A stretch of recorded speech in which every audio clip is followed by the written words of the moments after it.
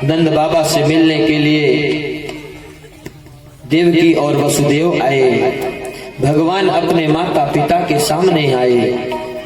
आज भगवान अपने माता पिता के सामने हैं और माता पिता की वंदना करते हैं कि मातरम पितरम चैव मोचयित्वाथ बंधनात्। देवकी वसुदेव के मन में बार बार आता है कि इतना कौशलकारी यह कोई बालक नहीं है, यह तो साक्षात नारायण है। हम जिसे इतना छोटा छोड़ करके आए थे, चतुर्भुज रूप के दर्शन पाए थे, यह चमत्कार हमने अपनी आंखों से देखा है और अभी अभी इतना बड़ा चमत्कार हम अपने इन्हीं आंखों से देख रहे हैं। इतने बड़े बड़े असुरों को पलक झपकते ही मार दिया। ये तो साक्षात परब्रह्म परमात्मा है। भगवान महाराज उग्रसेन को बंदी घर से मुक्त कराया, मथुरा नरेश बनाया। उग्रसेन महाराज के बार बार मना करने पर भी जबरदस्ती राजा बना दिए।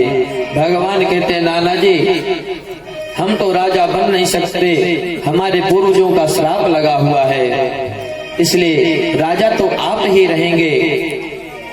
इधर जितने यदुवंशी कंस से डर रहे थे, इधर उधर भाग गए थे, उन्हें सबको लगा कि हमारे उग्रसेन महाराज फिर से वापस सत्ता पर आसीन हो गए हैं। सारे लोग अपने अपने घरों में लौट करके वापस आ गए।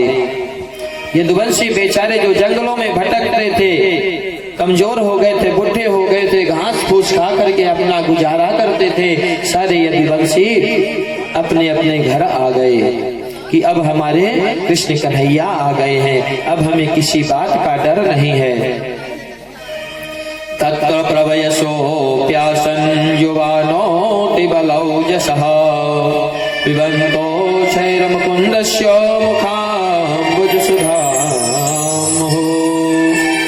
आज भगवान एकांत में नंद बाबा के पास आए और अनेक प्रकार के वस्त्र अलंकार से अलंकृत करके आज भगवान कहते हैं बाबा, यदि आपकी इच्छा हो जाए तो हम कुछ दिन मथुरा में रह करके अपने जन्म देने वाले माता पिता की सेवा कर ले, यदुवंशियों की सेवा कर ले, क्योंकि कंस के मर जाने के बाद अब कंस का ससुर जरासंध बदला लेने के लिए अवश्य आएगा और इन सब मथुरा वासियों के ऊपर अत्याचार करेगा।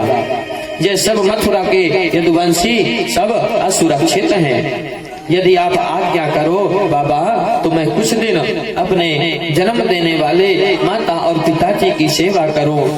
दोनों बालकों को वसुदेव जी के हाथ में सौंप कर नंद बाबा अपने ब्रजवासियों के साथ वृंदावन धाम जाने की तैयारी कर रहे हैं।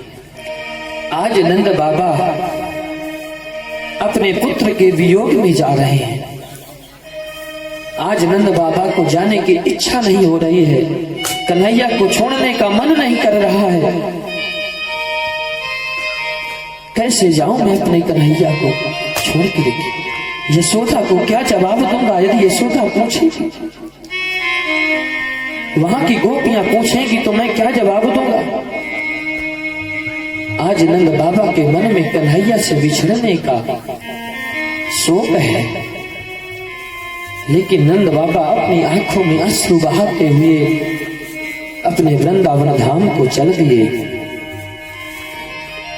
इधर देवकी और वसुदेव से भगवान मिल करके अपने आप को सौभाग्यशाली समझ रहे हैं। देवकी मैया के आनंद का ठिकाना नहीं है कि कितने सालों के बाद आज मेरा बालक घर आया है।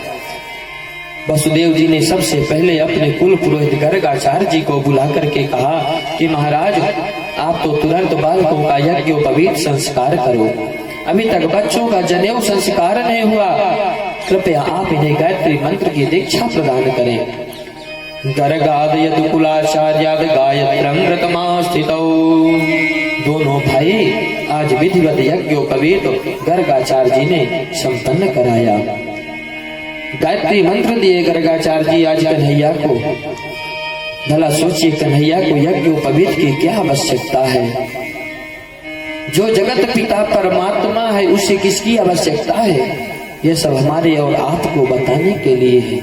हमें आपको शिक्षा मिलती है कि ब्राह्मणों का 12 वर्ष में यज्ञोपवीत संस्कार करा देना चाहिए, गायत्री मंत्र की दीक्षा करा देना चाहिए। लेकिन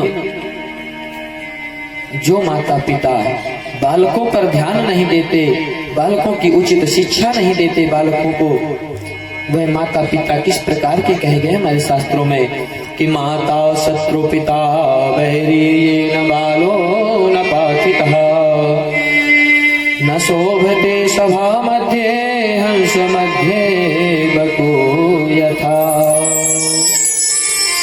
इसलिए माता पिता का यह फर्ज होता है कि बालकों की उचित शिक्षा का प्रबंध करें, किसी गुरुकुल में पढ़ने के लिए भेजें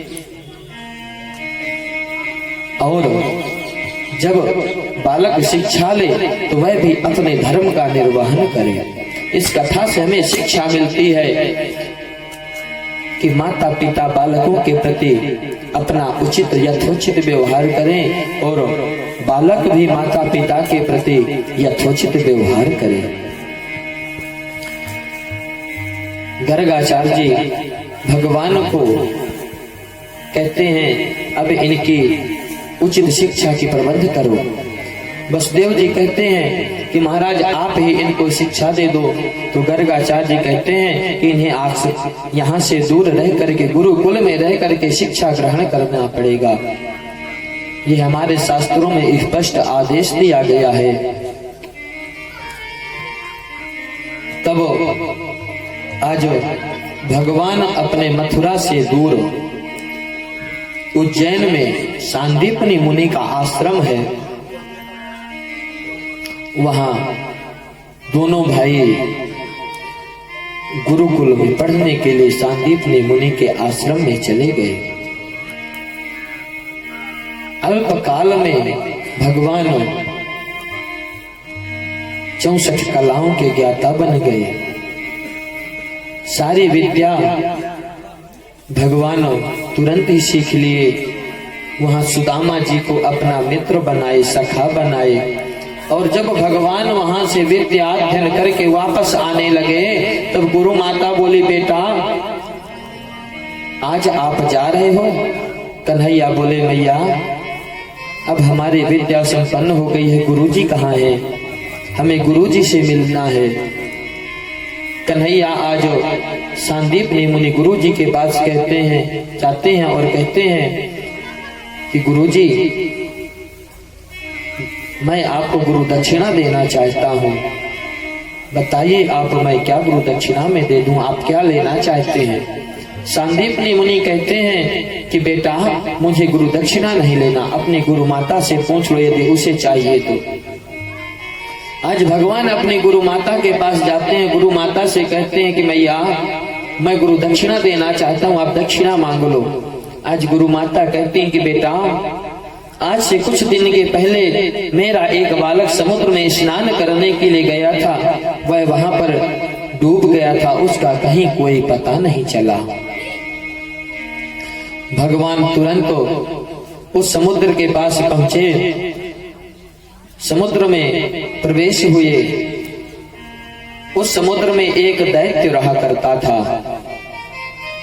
उस पंचजन्य नाम का दैत्य उस समुद्र में रहा करता था। भगवान उसका अंत किए, बालक नहीं मिला लेकिन 5 जन्य नाम का शंख मिला।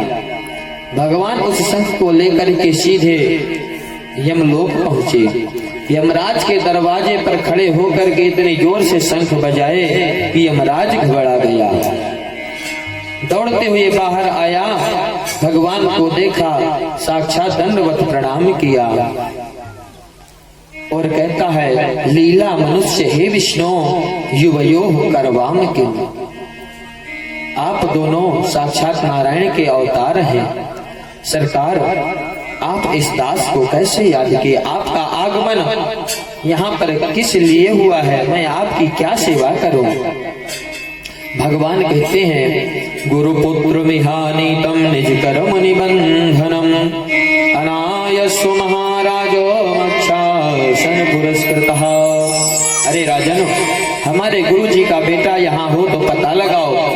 हमें हमारे सामने वापस लाओ। यमराज बोले सरकार, यहाँ तो जो भी आता वह अपने कर्मों के बंधन में बंध कर आता है।